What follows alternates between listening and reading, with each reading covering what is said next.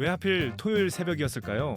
4분 만에 리플이 18% 빠졌습니다. 그 사이 새로 나온 악재는 없었습니다. 오늘 6분이면 기준 3줄이 남습니다. 이 4분을 어떻게 볼지 가르는 기준입니다. 아직도 어렵게 트레이딩뷰에서 지표를 통해 매매하시나요? 20개의 인기 지표를 활용해 1분 안에 검색되는 코인 검색식, 지금 바로 신청하세요. 오늘의 코인 브리핑입니다. 8월 23일 일요일 아침입니다. 오늘은 되돌아온 자리가 어디까지인지가 관전 포인트입니다. 오늘 브리핑 3가지입니다. 4분 만에 리플 급락, 롱으로 쏠린 청산, 절반이 된 ETF 자금, 리플입니다. 리플은 1.46달러로 하루 전과 거의 같은 자리입니다. 그런데 24시간 고가는 1.7달러, 저가는 1.38달러였습니다. 하루 안에서 23% 넘게 흔들리고 제자리로 돌아왔습니다. 리플에서만 롱 청산이 8,200만 달러, 우리 돈으로 약 1,100억 원이 하루 만에 정리됐습니다. 일봉만 보면 아무 일도 없었던 하루로 읽힙니다. 코인페디아는 어제 저녁 비트코인과 이더리움과 리플이 함께 무너졌다고 보도했습니다. 24시간 청산 규모는 17억 달러, 재작년 10월 이후 가장 큰 순간 급락으로 표현했습니다. 같은 시간대에 발표된 규제나 해킹은 없었습니다. 원인으로 지목된 것은 사건이 아니라 얇아진 주말 호가와 한쪽으로 쏠린 레버리지였습니다. 리플의 갈림길입니다. 위로는 1.55달러, 급락 직전에 서 있던 되돌림 구간입니다. 아래로는 1.38달러, 어제 새벽에 딱 한 번 찍혔습니다. 다만 이 저점은 잠깐 스친 자리라 지지선으로 부르기에는 이릅니다. 데이터입니다. 비트코인 도미넌스는 59.4%로 어제와 큰 차이가 없습니다. 김치 프리미엄은 마이너스 2.3%로 국내 가격이 해외보다 싼 상태입니다. 달러원은 1387원 안팎, WTI 원유는 배럴당 87달러 선에서 마감했습니다. 환율과 유가는 금요일 마감 기준입니다. 코인글래스 기준 지난 24시간 청산액은 10억 달러를 넘었고 21만 명이 넘는 계좌가 정리됐습니다. 미결제 약정도 3.4% 줄었습니다. 이 수치는 비트코인이 아니라 전체 크립토 시장 기준입니다. 바이낸스 비트코인 청산 히트맵입니다. 7만 8천 달러와 7만 6천 달러 언저리에 밝은 띠가 나란히 쌓여 있고 지금 가격은 그 사이에 놓여 있습니다. 상위 4종목만 봐도 롱 청산이 숏의 2배가 넘었습니다. 최근 4시간으로 좁혀도 청산의 73%가 롱이었습니다. 저는 이 그림을 이렇게 읽습니다. 판 사람보다 빌린 사람이 먼저 정리됐습니다. 이번 주 일정은 수요일과 금요일에 몰려 있습니다. 수요일 밤에는 미국의 개인 소비 지출 물가 지표가 나옵니다. 목요일에는 잭슨홀 심포지엄이 열려 토요일까지 이어집니다. 금요일에는 고용통계 연간 수정치 예비치와 워시 연준 의장의 연설이 잡혀 있습니다. 9월 17일 연방공개시장위원회를 두고 시장은 동결 61%, 인상 39%로 보고 있습니다. 금요일 마감 기준값입니다. 일주일 전 인상 확률은 32% 수준이었습니다. 비트코인입니다.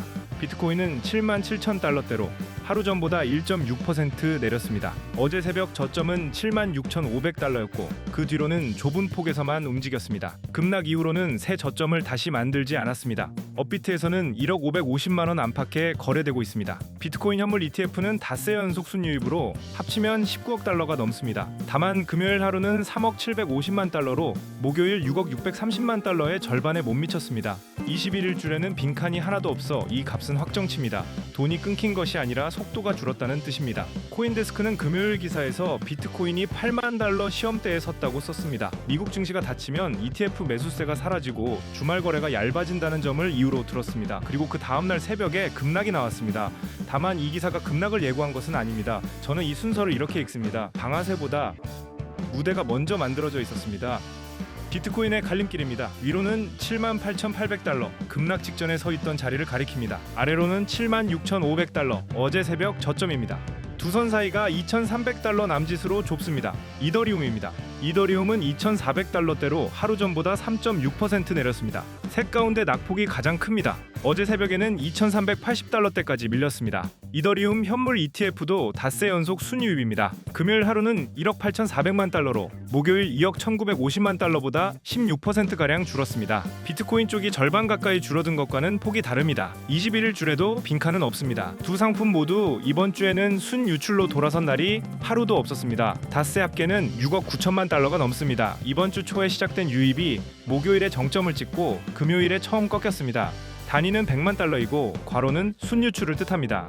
이번 급락에서 가장 크게 다친 쪽은 이더리움이었습니다. 24시간 롱 청산이 1억 3,900만 달러로 종목 가운데 가장 많았고 리플과 비트코인이 뒤를 이었습니다. 단일 청산 주문 최대 규모도 바이낸스의 이더리움 물량이었습니다. 다만 이더리움은 같은 기간 ETF 유입이 가장 잘 버틴 종목이기도 합니다. 파생과 현물이 서로 다른 방향을 가리키는 셈입니다. 이더리움의 갈림길입니다. 위로는 2,530달러, 급락 직전 고점을 가리킵니다. 아래로는 2,385달러, 어제 새벽 저점입니다. 오늘의 화제 코인입니다. 코인게코 인기 검색 1위는 지켓이입니다. 거래 내역을 가려주는 기능을 앞세웠습니다. 시가총액은 130억 달러대, 순위로는 11위입니다. 국내 투자자에게는 이름부터 낯섭니다. 지켓이는 800달러대로 하루 만에 9.7%, 일주일로는 65% 올랐습니다. 어제 새벽 다른 종목이 무너질 때 함께 밀렸다가 곧바로 더 높은 자리로 올라섰습니다. 코인데스크는 이 가격이 2018년 1월 고점을 넘어선 수준이라고 전했습니다. 확인된 것은 둘입니다. 그레이스케일이 지켓이 신탁을 현물 ETF로 바꾸겠다는 서류를 냈고 뉴욕 증권거래소에 쓸 종목 코드까지 적었습니다. 확인되지 않은 것도 둘입니다. DCG가 논의 중이라는 매입은 구속력이 없는 협의 단계이고 ETF 승인 여부도 아직입니다. 그리고 지켓이는 업비트와 빗썸 원화마켓에 없습니다. 국내에서 사려면 해외 거래소를 거쳐야 하고 위험도 함께 늘어납니다. 네 줄로 정리했습니다. 확인된 것, 확인되지 않은 것, 그리고 월요일과 수요일에 확인될 것입니다. 이 화면은 지금 캡처해 두시는 게 낫습니다. 다음 주에 그대로 쓰실 겁니다. 저는 이런 날 가격보다 청산표를 먼저 엽니다. 저만 그런 겁니까? 댓글로 남겨주시면 다음 회차에서 답하겠습니다. 오늘 그 4분이 여러분의 기준까지 흔들지 않았기를 바랍니다. 도움이 되셨다면 좋아요 한번 눌러주시기 바랍니다. 구독과 알림 설정해주시고 실시간 뉴스와 대응이 필요하시면 프로필 링크를 확인해주시기 바랍니다.